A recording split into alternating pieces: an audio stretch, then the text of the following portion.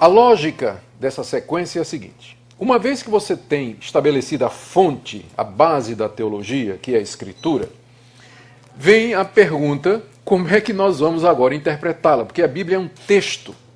E como texto, ele está sujeito à interpretação. Todo texto, quando lido, ele pressupõe um processo de interpretação, consciente ou não. Quando você está lendo o jornal de hoje, a revista Veja, está lendo lá os e-mails ou vendo algum artigo, alguma matéria na internet, há um processo de interpretação acontecendo, ainda que você não esteja consciente disso.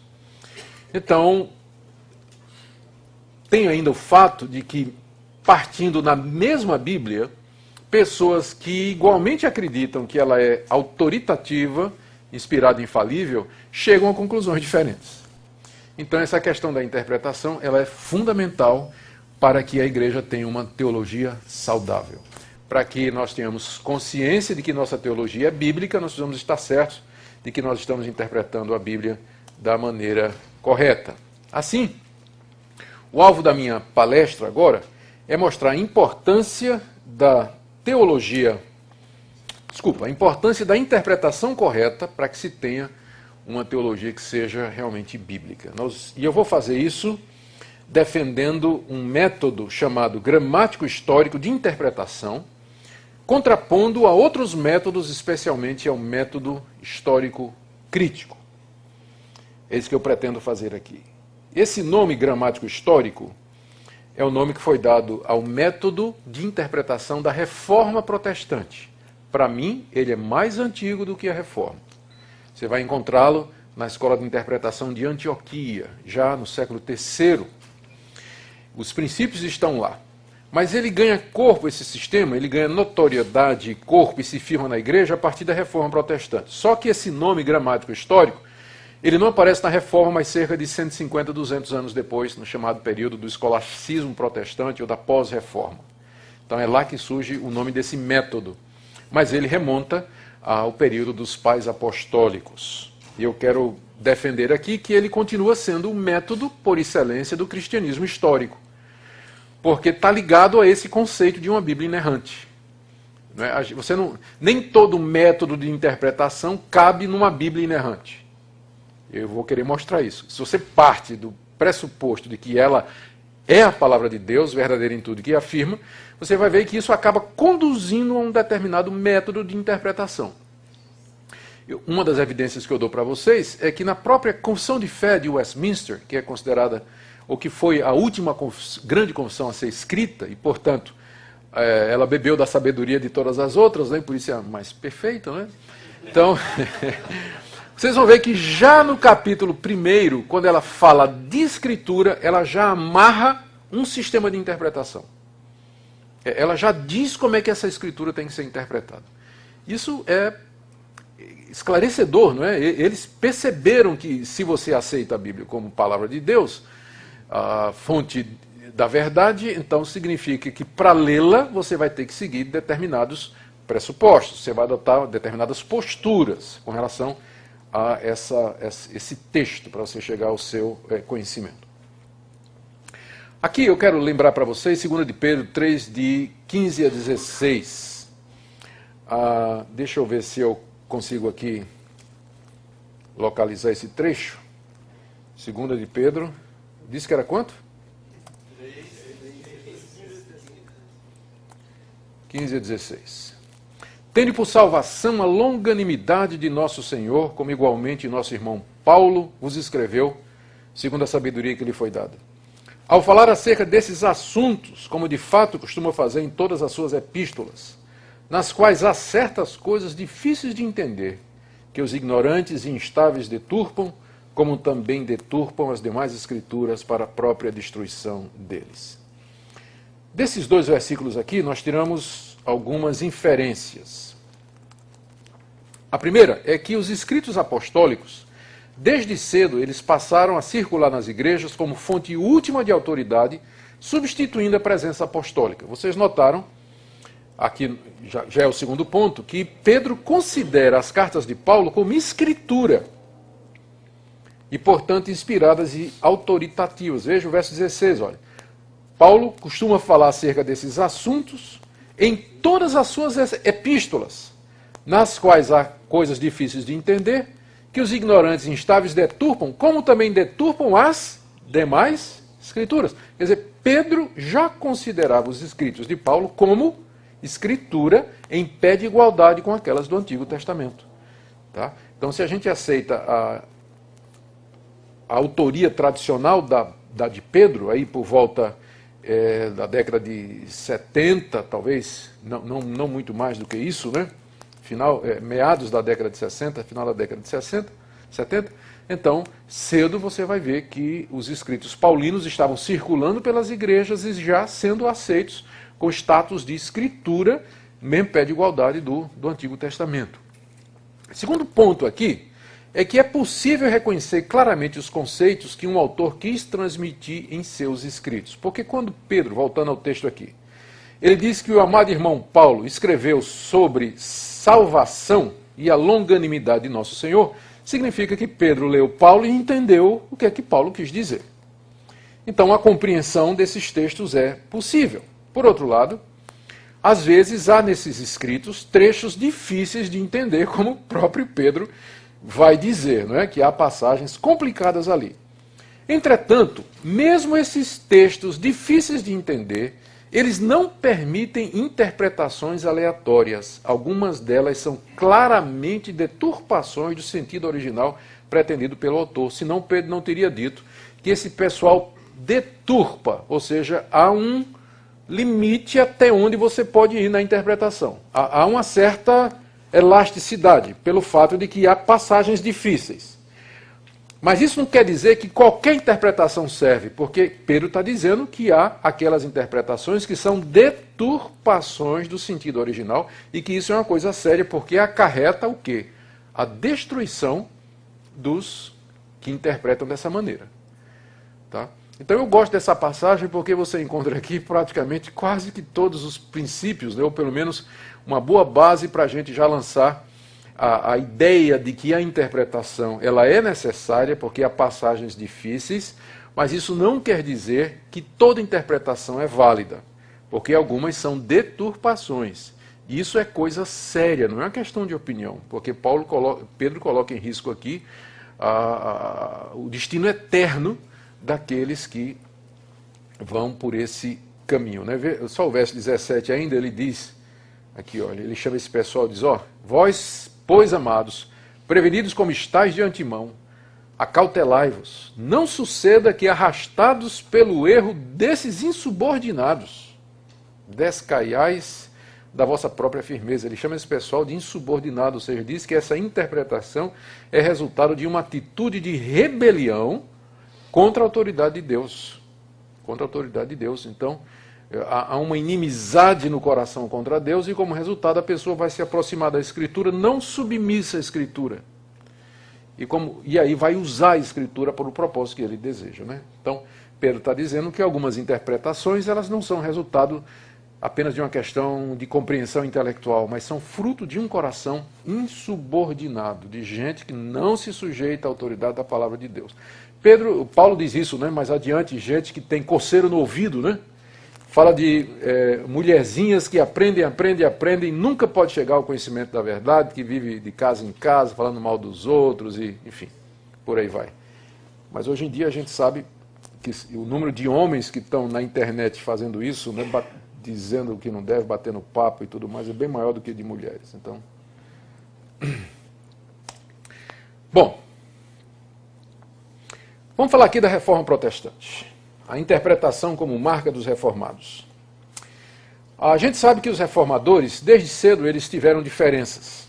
Uma dessas diferenças mais conhecidas é a questão da ceia. Todo mundo sabe que não houve consenso entre luteranos, calvinistas e zwinglianos. Mas uma coisa esse pessoal tinha em comum, era a hermenêutica. A hermenêutica é a arte da interpretação. Qual era a interpretação deles? Nós usamos o nome método gramático histórico para identificar, mais do que qualquer outro, o evangelicalismo bíblico ao qual todos os que desejamos pertencer e do qual nos declaramos herdeiros em nossas diferentes tradições. Ou seja, o evangelicalismo bíblico ao qual a gente deseja pertencer, né, e do qual a gente se declara herdeiro, ele se caracteriza por esse método de interpretação. Eu já mencionei aí o ponto 3, que a Confissão de Fé de Westminster começa com um capítulo sobre as Escrituras, onde claramente delineia o método correto de interpretação, que mais tarde se chamaria gramático histórico. Mas logo depois surgiu outro método. Deixa eu falar um pouco desse método gramático histórico. A característica principal desse método gramático histórico de interpretação é que ele assume que a Bíblia é infalível. Ele parte desse pressuposto. Isso vai fazer toda a diferença na metodologia. Quando você encontra uma contradição, se você assume que a Bíblia é a palavra de Deus e ela não erra, a única opção que você tem é a harmonização.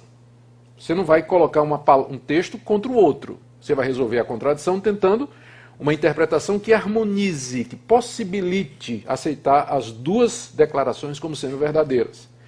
Por exemplo, o que Paulo diz sobre fé e o que Tiago diz sobre obras.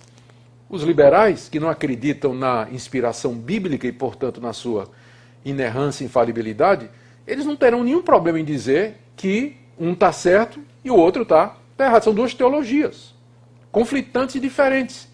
Como nós não podemos dizer isso, porque acreditamos que Deus não pode errar, nós vamos ter que achar uma maneira de interpretar Paulo em Romanos e Tiago no capítulo 2, como dizendo a mesma coisa, só que de um ponto de vista diferente. Que no fim, fé e obra são dois lados de uma mesma moeda, dependendo de que lado você olha. Se você tem uma audiência como Paulo, que era legalista, você vai falar de fé sem obras. Se você tem uma audiência como Tiago, de antinomistas, gente que só ouvia e não queria praticar, você vai falar de fé com obras e obras que são necessárias para a justificação. Então, a gente tenta harmonizar. Então, o método gramático histórico, ele parte do pressuposto de que a Bíblia é a infalível e inerrante palavra de Deus. Ela assume isso, esse método. Como consequência, esse método vai valorizar a gramática. Gramática aqui, na verdade, não tem a ver tanto com a gramática, mas é a palavra grega grama, que significa letra. E tem a ver com a questão da estrutura do texto. Esse método, mesmo que ele parte do pressuposto de que a Bíblia é infalível e inspirada por Deus, assume que Deus usou homens que viviam numa cultura, falavam uma língua, tinham temperamentos diversos e conhecimentos diferentes. Pessoas variadas, de épocas variadas, locais variados. Então, para que você entenda o que Deus está nos falando por estes homens, você tem que entender o estilo, o gênero literário. Você tem que conhecer o texto, como é que se analisa aquele texto. E é chamado gramático histórico porque admite isso, que Deus se revelou em determinados momentos da história. Ou seja, há uma certa progressão nessa revelação. E que é importante você conhecer a cultura, o ambiente vivencial, os tempos e épocas em que esse livro foi produzido, para que você tenha uma visão correta do seu ensino. E aqui, então, você tem essa combinação. O método gramático histórico admite, primeiro, que a Bíblia é um livro divino e que, portanto, ele deve ser lido como nenhum outro, porque ele é o único nessa categoria. Mas admite também que é um livro humano, porque Deus usou pessoas, e nesse sentido ela deve ser lida como se lê qualquer outro livro. A Bíblia está sujeita a análise gramatical, interpretação, tradução, sintaxe. Estes são os dois grandes pressupostos do método gramático histórico, que deu origem à pregação reformada, teologia reformada, confissão de fé, de várias confissões, né, o trabalho dos puritanos, dos grandes pregadores, todos eles seguiam esse método de interpretação, partiam dessas premissas. Mas logo depois surgiu um outro método, esse método que é chamado histórico-crítico. Em resumo, o pessoal disse o seguinte, que defendeu esse método, ele disse, está errado isso aí. Se você já vai para a Bíblia sabendo que ela é a palavra de Deus e que ela não pode se contradizer, então a sua pesquisa ela já está viciada, de saída. Você não é livre para chegar, para entender o texto, porque você já fecha o texto, você já o domina, você já impõe a sua teologia no texto, você está deixando a teologia dominar a exegese. Então o que você tem que fazer é o seguinte, você tem que se livrar de todo o pressuposto teológico, que controla a hermenêutica e a exegese, e você tem que ler o texto de maneira científica, neutra, e deixar o texto falar. Se você já se aproxima da Bíblia com o dogma de que Cristo é Deus, que é um dogma do Concílio de Nicéia, 300 anos depois, então isso vicia a sua leitura. Você tem que livrar de dogma, de teologia sistemática, de confissão de fé. Você tem que ler o texto de maneira neutra, para deixar o texto falar. E é claro, né? Eles disseram que entre os dogmas, né, estava aquele de quem é Deus, que a Bíblia é inspirada, e que Jesus é humano, que milagres acontecem. Não. Vocês têm que se livrar de todos os dogmas. E aí, é claro, como isso é impossível, né, eles tiraram os dogmas da teologia bíblica e colocaram os dogmas do cientificismo, da teologia natural, do naturalismo, e tentaram interpretar a Bíblia com outros pressupostos. Não é? Eles rejeitaram, está aí, o sobrenatural e a revelação, a interpretação tem que ser dominada pelo racionalismo, a razão é que tem que dizer o que é que a Bíblia está dizendo. Isso impactou profundamente a interpretação bíblica, abandonou-se a doutrina de inspiração e surge o conceito de mito, lendas, fábulas, sagas, gêneros literários que são fruto da imaginação de um povo primitivo e ignorante que não conhece os princípios que regem o universo. O pessoal não sabia, por exemplo, que havia doenças como epilepsia, não é? E pensava que todo mundo que começasse a tremer e babar e caísse no chão espumando pelo canto da boca, aquilo era demônio. Hoje em dia a gente sabe que isso é uma doença, não é? Mas como eles não sabiam, diziam que aquilo era demônio. Se uma pessoa ficava doente, diziam que aquilo era castigo de Deus. Hoje se sabe que doenças são provocadas por vírus, bactérias, micróbios. Não é? Ninguém precisa de Deus para explicar uma doença. Mas eles não tinham esse conhecimento, então diziam que era castigo de Deus.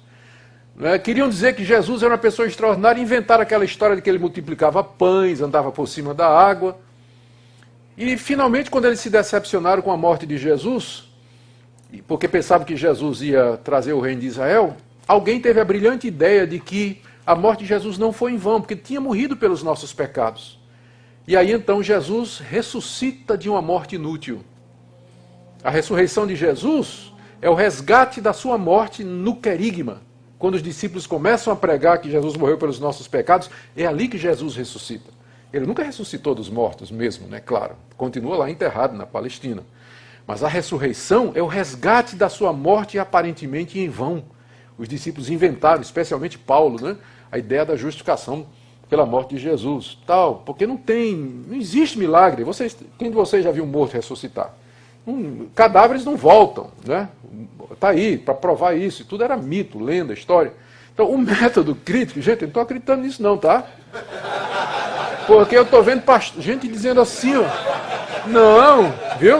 Eu não estou, eu estou só explicando o que é que esse pessoal diz, tá? Vamos deixar isso claro aqui, por favor. O método histórico crítico, então,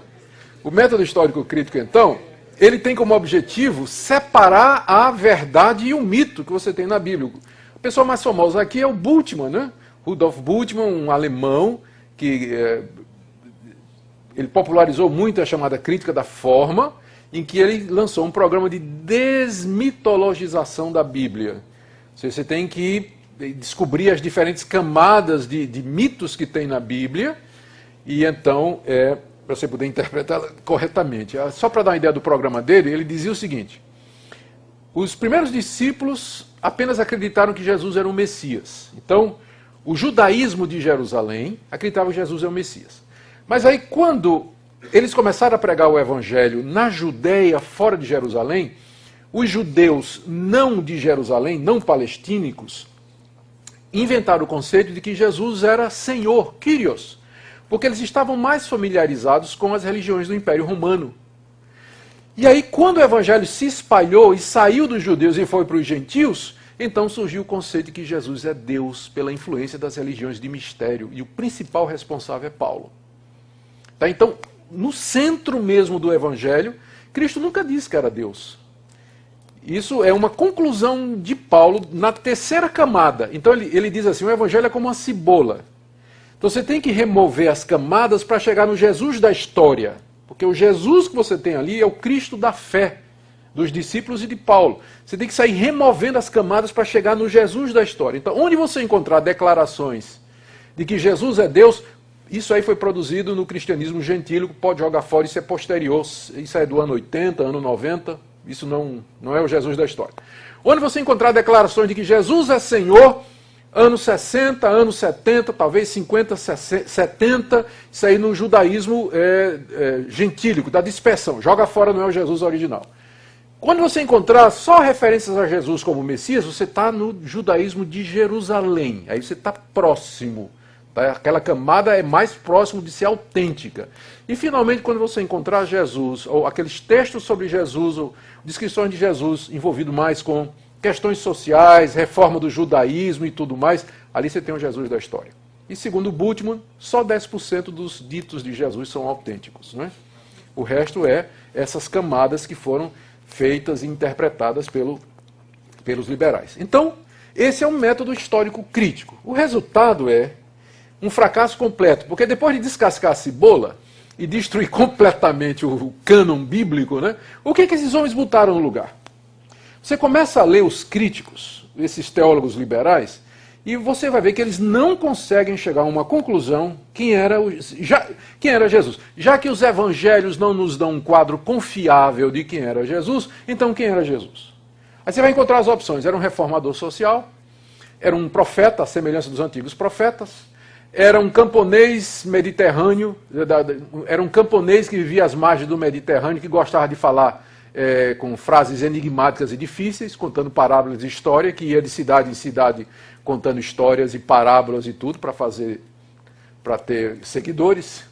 Era um curandeiro, na época tinha muitos curandeiros, então ele ia de vila em vila, às margens do Mediterrâneo, curando as pessoas e tudo, depois criaram lendas e histórias sobre ele, que era filho de Deus. Então você vai ver que não há, inclusive, acordo entre os liberais. Eles são bons para destruir, mas não conseguem colocar nada que seja verossímil no lugar. Porque como é que a gente vai entender que um camponês às margens do Mediterrâneo, que falava por parábolas, o que ele fez para irritar tanto as autoridades judaicas que mataram ele numa cruz e que seus seguidores estavam dispostos a morrer por ele?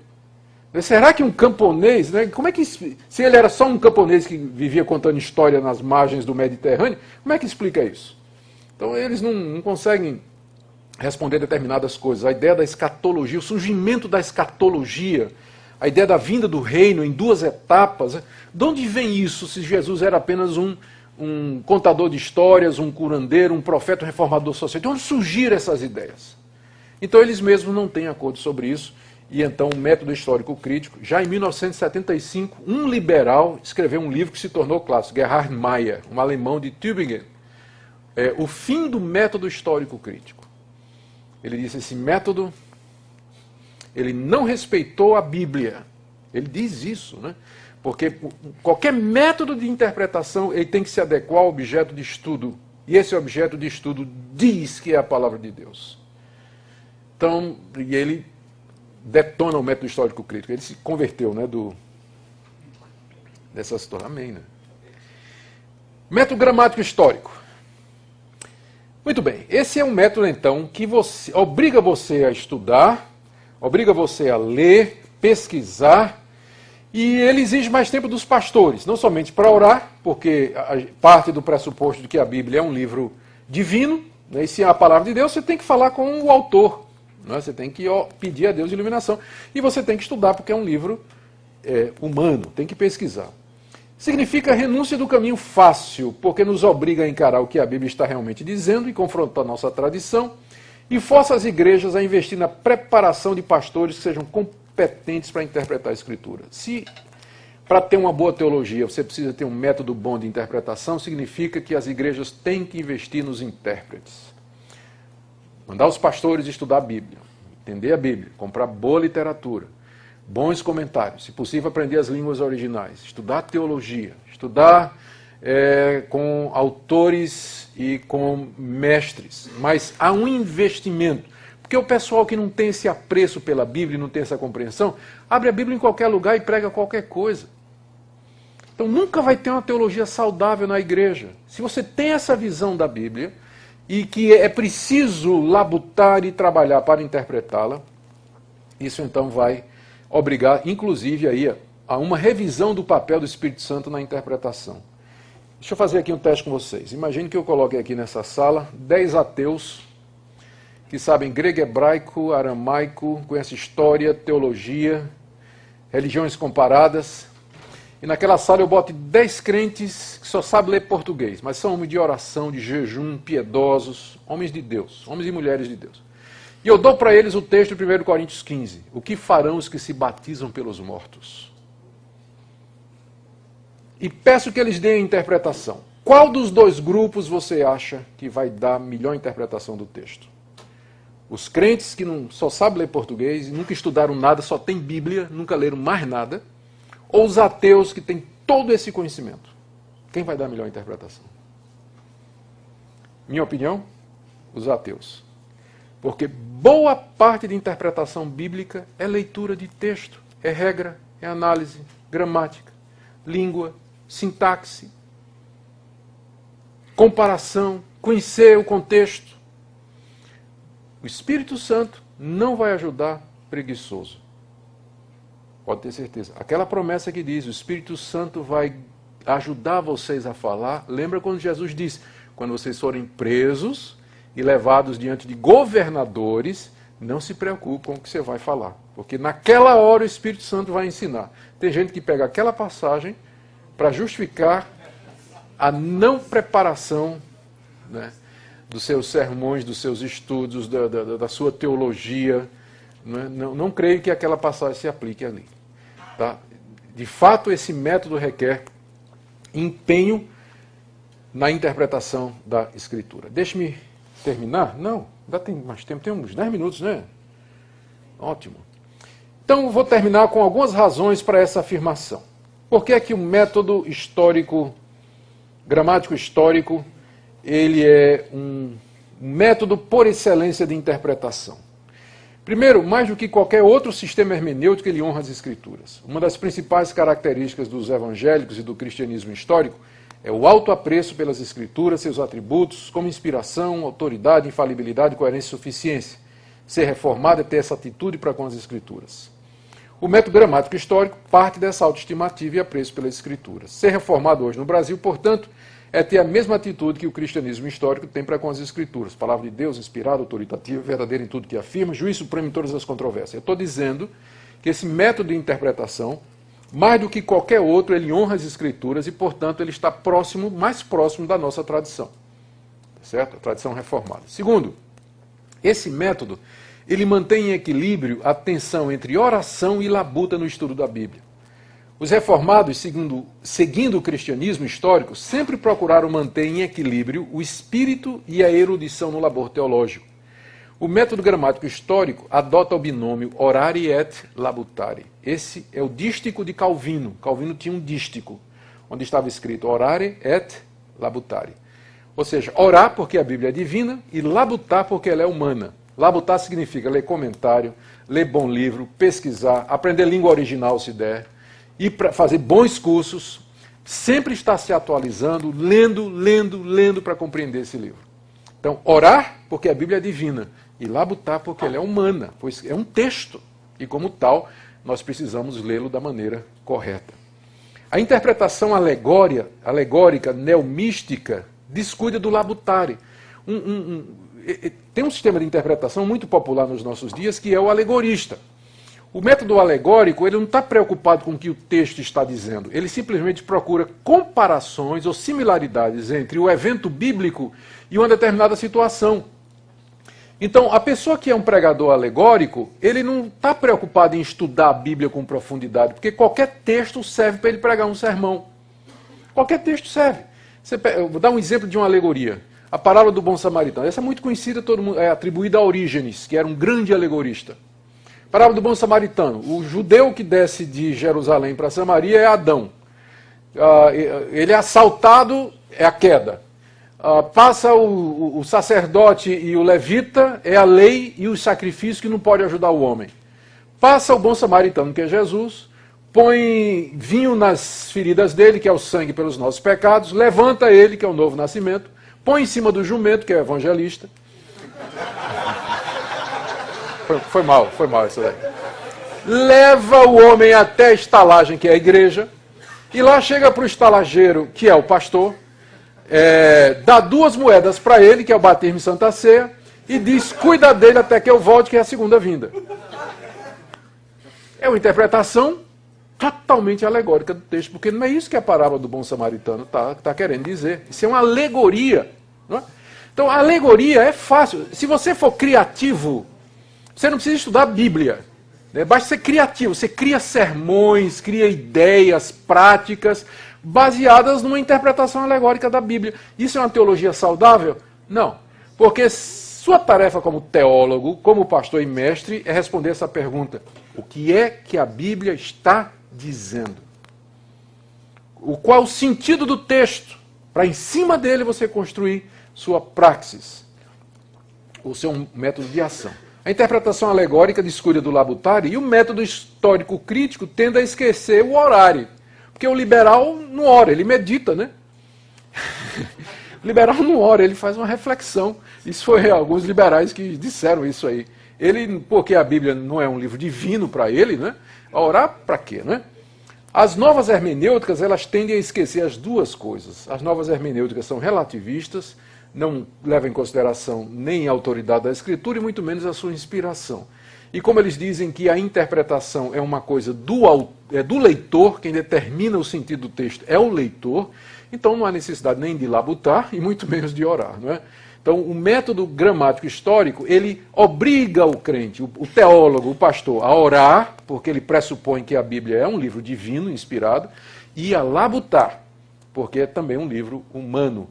E para entender o seu sentido, a gente tem que entender a intenção do autor. Terceiro, esse método evita a alegorização desenfreada que tem se tornado a causa de doutrinas e práticas alheias ao cristianismo histórico. Os reformados se caracterizaram pelo desejo de ter as escrituras como única regra de fé e prática. O método gramático histórico ensina que a verdade divina do texto bíblico corresponde ao sentido único do texto, que é aquele pretendido pelo autor humano, e rejeita o conceito de que cada texto tem múltiplos e vários sentidos, sendo o mais importante aquele oculto e além da letra. Isso aqui é importante, gente, porque o método gramático histórico, ele diz que o texto bíblico só tem um sentido, que é aquele pretendido pelo autor humano. Então você tem que fazer aquela... Vamos voltar àquela ilustração que eu dei da parábola do bom samaritano. Se aquela interpretação de Orígenes está errada, como encontrar a interpretação certa? O método gramático histórico responde dizendo: o que foi que Jesus quis dizer quando contou aquela parábola? E o contexto explica. Alguém perguntou para Jesus: quem é o meu próximo? E aí ele respondeu contando essa história. Logo, o sentido da parábola é esse, que o meu próximo é aquele que precisa de mim, mesmo que seja o meu inimigo, judeu e samaritano. Você não pode usar essa parábola para outra coisa, porque o sentido dela é esse. Então o método gramático histórico faz essa pergunta, já que o texto só tem um sentido, que é o sentido pretendido pelo autor humano, inspirado por Deus, como é que eu faço para chegar a esse sentido? Você tem que estudar contexto, você tem que estudar a situação, a razão pela qual escreveu a carta, quais as motivações, quem é o autor. Todas essas questões introdutórias, de repente, elas se tornam importantes para que você chegue a responder essa indagação. Qual é a intenção do autor? As doutrinas e práticas de seitas e de igrejas ditas evangélicas são hoje defendidas com base na alegorização do texto bíblico. Esquece essa questão. Quarta razão para afirmar que o método gramático histórico é o melhor para produzir uma teologia bíblica saudável, porque preserva a objetividade na interpretação. Os reformados, mesmo admitindo que há partes difíceis de entender na Bíblia, sempre afirmaram que sua mensagem central é clara. Isso se chama perspicuidade, é o nome que se dá a isso. O método gramático histórico parte do princípio que Deus se revelou proposicionalmente na Escritura e que essa revelação pode ser entendida, sintetizada e transmitida. Ser reformado é interpretar a Bíblia com a convicção que Deus se revelou nela e que essa revelação pode ser suficientemente compreendida, humildemente analisada, adequadamente sintetizada e transmitida com relativa segurança. Isso aqui pode não fazer sentido para alguns, mas deixa eu explicar.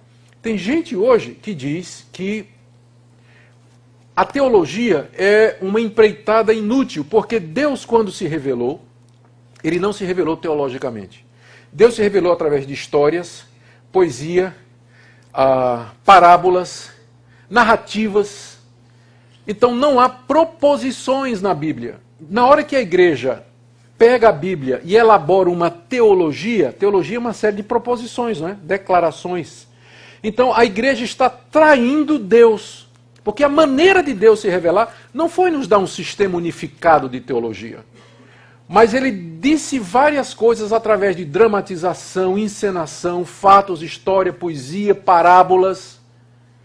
Então, na hora que a gente faz uma teologia, a gente está fugindo do método divino de revelação, né? A resposta que a gente dá para essa falácia é que, primeiro, a Bíblia tem, a revelação é bastante proposicional. A declaração Deus é amor, se não for uma proposição, é o quê? Deus é justo, Deus é fogo devorador. Se isso não é uma proposição teológica, isso é o quê? E é claro que você vai encontrar na Bíblia Deus se revelando através de fatos registrados, livro de Atos, Juízes, Ruth. Você vai encontrar Deus se revelando através de poesia, livro dos Salmos. Mas existe um livro mais proposicional do que os Salmos? Quanta coisa sobre quem é Deus, o que Deus fez na história, o que Ele vai fazer, o que é que Ele quer, o que é que Ele não quer, e como nós reagimos a Ele. Tudo aquilo é proposição, aquilo é declaração teológica. Então, o método teológico ele não é contrário ao gênero literário da Bíblia. Isso é uma coisa que eles ficam dizendo para nós. Eles ficam dizendo que toda teologia é influência do pensamento grego. Os gregos é que pensavam em categorias assim. E que nós, a doutrina da Trindade, por exemplo, não tem Trindade na Bíblia. Nós é que inventamos, influenciado pela filosofia de Aristóteles e por aí vai. Se Aristóteles estava certo, por que não usá-lo? Se Aristóteles foi uma pessoa que tinha uma capacidade de síntese, de organização muito boa, a gente entende isso como tudo que é bom vem de Deus. E toda a verdade é de Deus, ainda que na boca de Aristóteles, ou até do diabo, né? Se o diabo diz a verdade é de Deus sempre. Então eu não tenho problema em usar Aristóteles, se o que Aristóteles diz é bom e pode ser usado para organizar o nosso pensamento. Então, o método histórico, gramático histórico, ele afirma que é possível você extrair declarações, sintetizar o pensamento bíblico e elaborar um credo, sumariar o que a Bíblia diz, daí que vem as teologias sistemáticas e assim por diante. Estou caminhando para o fim. Método histórico crítico, método gramático histórico produz resultados que podem ser pregados. Se você der uma olhada nos grandes pregadores da história, eles sempre tinham um grande respeito pela Bíblia e interpretavam a Bíblia em busca do seu sentido natural, do seu sentido óbvio. O sentido é aquele que o autor quer dizer. Você procura grandes pregadores de conteúdo hoje, que são alegóricos na interpretação, você vai ficar decepcionado. Porque os grandes pregadores que marcaram a história sempre foram pessoas que tinham a Bíblia em grande consideração e que procuravam interpretá-la à luz desses princípios. Pregadores alegóricos, os liberais nunca produziram grandes pregadores. Me diga o nome de um grande pregador liberal, através da história da igreja. Você não tem, não tem. Sempre aqueles que marcaram a história, fizeram a diferença, trouxeram avivamento, reforma, foram homens que honraram a Bíblia e que se aproximaram dela como a palavra de Deus e que a partir dela nós podíamos ter uma teologia saudável.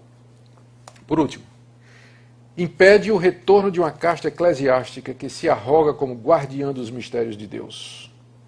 Deixa eu explicar aqui.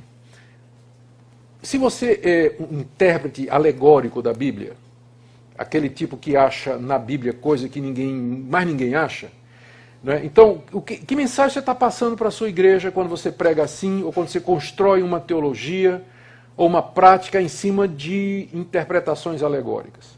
Você está dizendo ao membro da igreja que a Bíblia diz uma coisa, mas o seu verdadeiro sentido só quem sabe é você.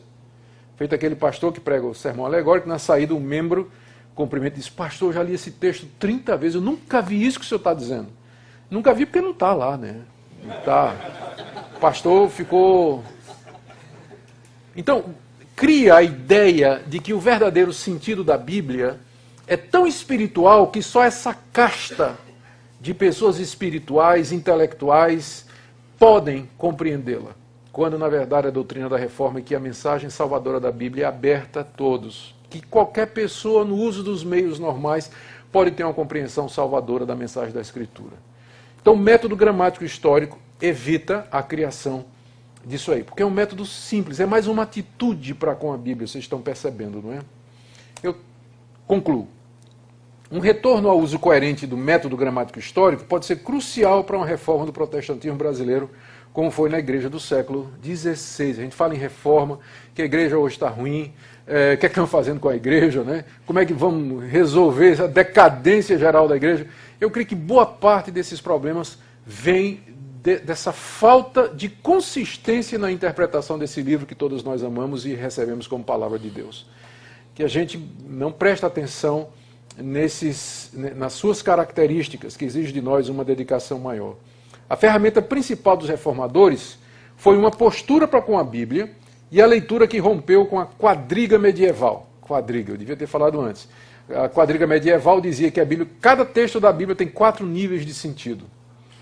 O histórico, o anagógico, o topológico e o espiritual. E o mais importante era o espiritual, que era também o cristológico. Então, cada passagem da Bíblia tinha 4 níveis de sentido. Imagina você ler uma Bíblia assim. Os reformadores disseram: não.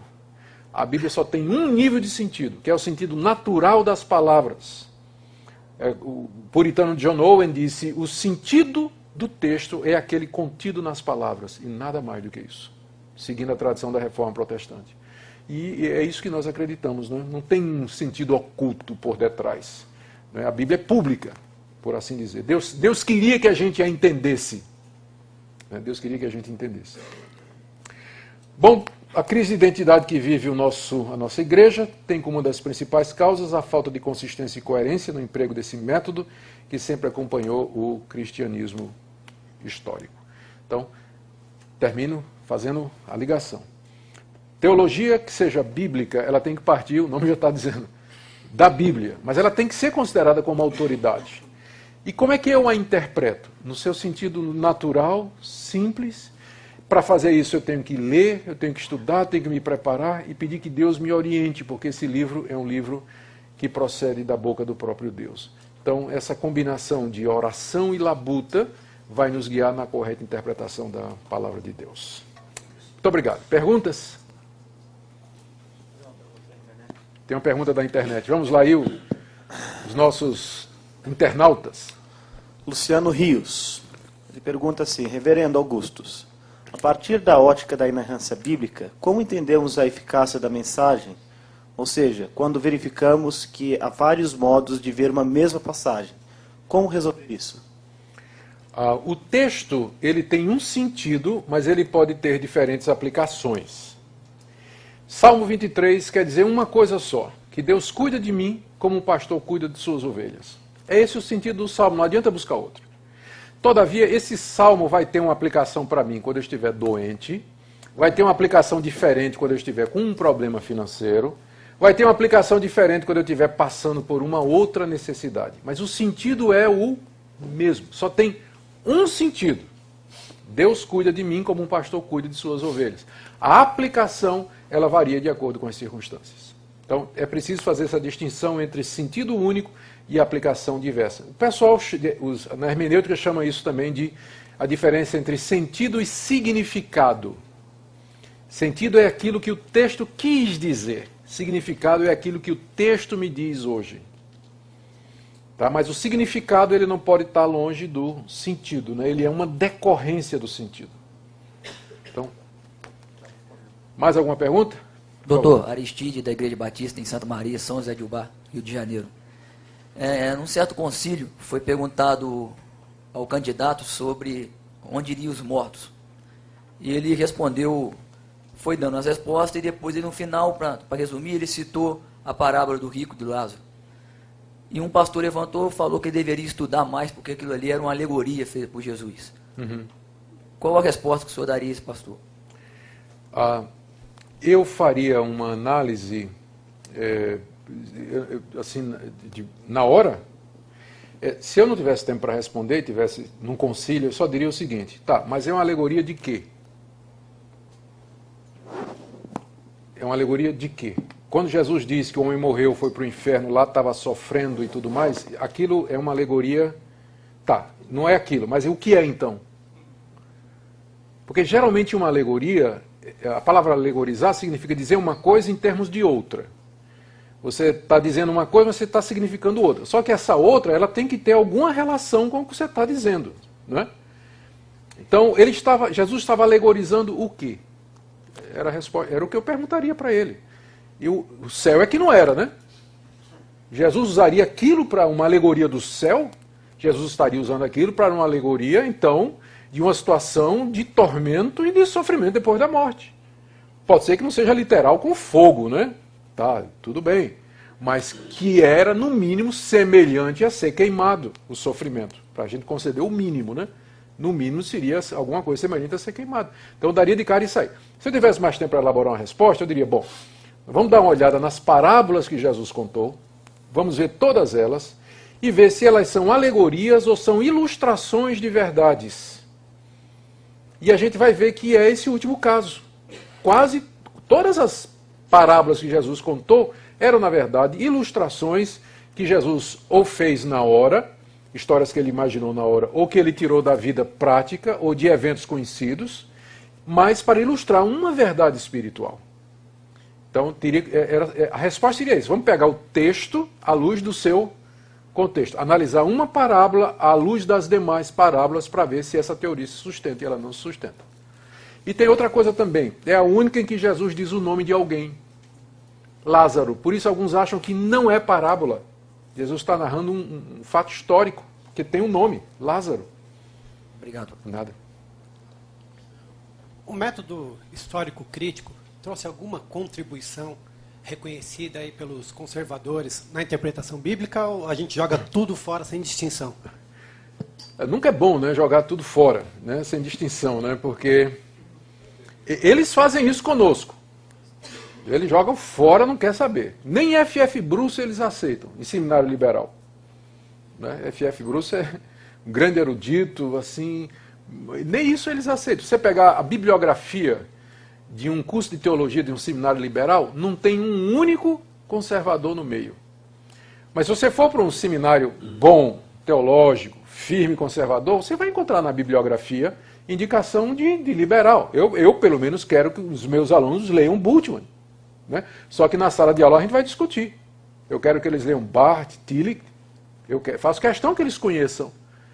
Então, eles são fundamentalistas, porque rejeitam completamente. Eu acho que a gente não pode ter essa atitude.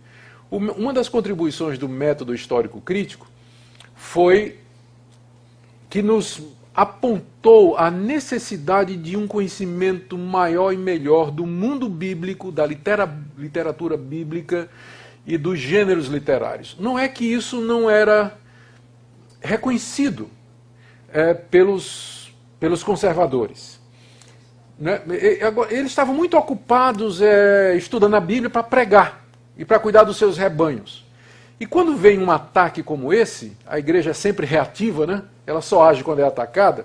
Por isso que Lutero dizia que as heresias é a chibata de Deus em cima da igreja, né? Para a igreja despertar. Então, quando esse método começou a entrar, os conservadores, para reagir, eles tiveram que... Então, peraí, você está dizendo que isso aqui Paulo pegou das religiões de mistério? Paulo, isso aqui está... Eu nunca vi religião de mistério. Eu vou estudar religião de mistério. Os reformadores, então, caíram nos clássicos, nos livros antigos e começaram a ler sobre religião de mistério. Não tem nada a ver, é completamente diferente. Mas para fazer isso eles tiveram que estudar. Então, esse método, ele provocou a igreja a uma reflexão mais profunda. Algumas coisas ele está correto, quando, por exemplo, uma ferramenta do método histórico crítico, que é a crítica a crítica literária, quando ela está certa quando ela identifica no livro de Gênesis determinadas partes em que Deus é chamado de Yahvé e outra que ele é chamado de Elohim. Tá? Então, é curioso, no mínimo curioso, né, que você vê que consistentemente em determinadas partes Deus é chamado de Yahvé, de repente muda para Elohim. O problema é que eles disseram que isso então eram dois documentos diferentes, por autores diferentes, contraditórios, que um autor no 6º século costurou para formar o livro de Gênesis. Nem Moisés existe aí. Mas eu posso aceitar o seguinte, que foi Moisés quem escreveu. Só que Moisés tinha diante dele fontes escritas, anteriores a ele, que remontam até Adão. Né? E que Moisés usou aquele assunto. Qual é o problema? Ou a gente acha que Moisés estava lá no paraíso para ver o que aconteceu? De onde Moisés teve aquele conhecimento? Tinha que ser por revelação direta? Não podia ser uma tradição, né, que remonta ao próprio Adão, escrita, transmitida de geração em geração? Eu não tenho problema que Moisés usou fontes escritas para compor o Pentateuco. E algumas dessas fontes enfatizam o nome de Deus de uma forma e outras de outra. Então, eles são bons para chamar a atenção para determinadas características do texto bíblico. E nos provoca a dar uma resposta, mantendo a autoridade da Escritura e a sua infalibilidade. O problema é que eles vão dar explicações que destroem, né, a nossa confiança na Bíblia. Mas a gente tem coisa para aprender, sim. Isso é como veneno, né? Você tem que tomar em doses pequenas. Se tomar muito, você morre. Se tomar de vez, você morre. Tem que pegar um pouquinho assim. Professor. Só mais um e termina aí. Desculpa, gente. Só tem mais uma pergunta, por favor. Professor, eu queria saber se... É uma pergunta estritamente didática, mas se tanto o amilenista quanto o milenista adotam o mesmo método histórico-gramatical, aonde existem divergências em algumas interpretações, como, por exemplo, o templo, a reconstrução do templo. Isso. A questão toda é porque... Isso volta a uma das coisas que eu disse. Quando eu estava falando sobre inerrância da Bíblia, eu disse que quando a gente diz que a Bíblia é inerrante, a gente não está dizendo que tudo que está na Bíblia é claro. Lembra que eu falei isso? Então, uma das coisas que não é clara na Bíblia é escatologia. Escatologia é uma dessas áreas difíceis e complicadas. Por isso eu acho que os pontos essenciais da escatologia são claros e todas essas linhas pós, pré, a, dispensacionalista, 4, né? Todas elas concordam nos pontos principais. Quais são? Jesus vai voltar. Jesus vai julgar os vivos e os mortos. Vai haver ressurreição dos mortos. Satanás vai ser julgado e condenado. E vai ter um período de paz e prosperidade. 5 pontos. Todas as linhas concordam. É isso que interessa. O problema é qual a relação entre ponto 1, 2, 3 e 4. E que nome você dá para eles? Porque esse período de paz e prosperidade, alguns vão chamar de milênio. Outros vão chamar de novo céu e da nova terra onde habita a justiça. Uns vão dizer que dura 1000 anos literais. Outros dizem, não, isso é 1000... Entende? Mas, no fim, o que importa é que vai ter esse reino de paz que Jesus prometeu ao seu povo. O reino dos céus na sua plenitude. A nossa diferença é que a gente não sabe relacionar direito uma coisa com a outra e nem colocar na história. Mas os pontos centrais, eles são claros. E é isso que nos une. Tem até uma piadinha sobre isso, que estava o amilenista, o pós-milenista e o pré-milenista discutindo exatamente essa questão. De repente o Senhor Jesus voltou, os 3 subiram numa nuvem, um dizendo para o outro, eu não te disse que ia ser assim?